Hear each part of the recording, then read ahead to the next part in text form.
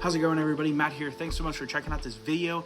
And today we are going to be talking about The Running Man. Now, The Running Man is a 2025 film based on the novel by Stephen King. And this new adaptation is directed by Edgar Wright. And to be honest with you guys, Edgar Wright is a personal favorite of mine, going all the way back to the days of the Cornetto trilogy. I remember back, it was like 2007, watching Hot Fuzz for the first time with my brother, and since then Edgar Wright has had a special place in my heart. So The Running Man follows Glen Powell as a contestant on a game show called The Running Man, where participants must survive for 30 days for a chance to win $1 billion.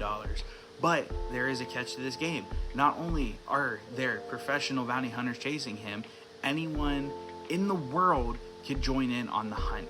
So this film really does tackle themes on human nature, stereotypes, the media, and other timely themes. Like, as I was watching it, I was sitting here going, I really feel like people are going to get a grasp as to what this movie is saying about today's world. But from the very first scene, The Running Man throws you right into the action, and the editing wastes no time in giving you exactly what you need to know about Powell's character and what he's up against. And that's always been the beauty of an Edgar Wright film. His editing is stylish, but it always has substance.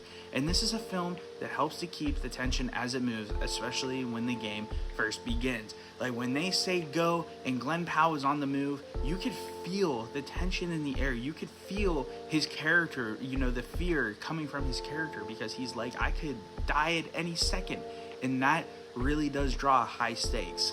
Now, talking about Glen Powell, what always strikes me about him as an actor is his versatility. There are moments in this film where he has to become a chameleon, slipping in and out of disguises, and he pulls it off so effortlessly. And it's not just this film that I've seen him do this in, but it's in other movies. And what's fascinating is when a character is playing character A, but there are all these disguises from character A that they have to pull off. So, for example, in this movie, Glen Powell's character has to act like a priest, and that was my favorite disguise of his in this movie, because he pulls off the accent so well and the body movement, and it's just something that he would be able to pull off so well.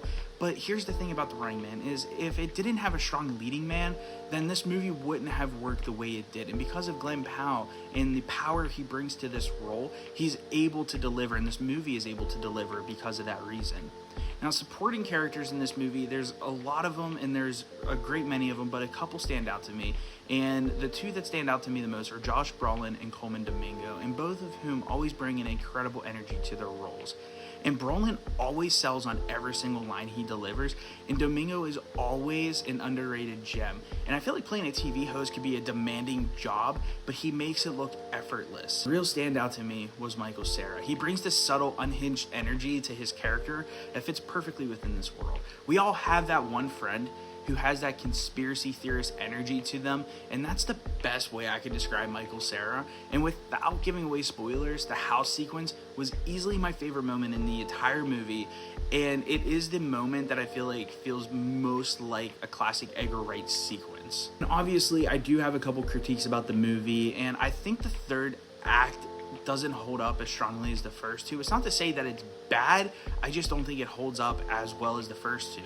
And there's a specific character that's introduced late in the film who feels like they arrived one act too late. And I understand the thematic reasoning behind them. I understand their purpose and why they're there. But I do feel like that their impact would have been much stronger if they had been introduced earlier. And instead, their arc gets reduced to really a quick car conversation between two characters. And there's not a lot of weight behind it because they don't really know each other. Like, they meet on the spot and they have this conversation that brings out sort of who they really are. And I really feel like that if that would have been a conversation earlier in the movie and you would have had this character longer than when they show up, I feel like there really could have been a lot more weight to them. That said, I do feel like the third act still manages to land the plane, and if you're willing to embrace the film's wild energy, you'll accept where the story goes in its final moments. And I love it because it's something that the writers established earlier in the movie, and it just pays off really well, leaving the climax of the movie. So overall, The Running Man is a good time.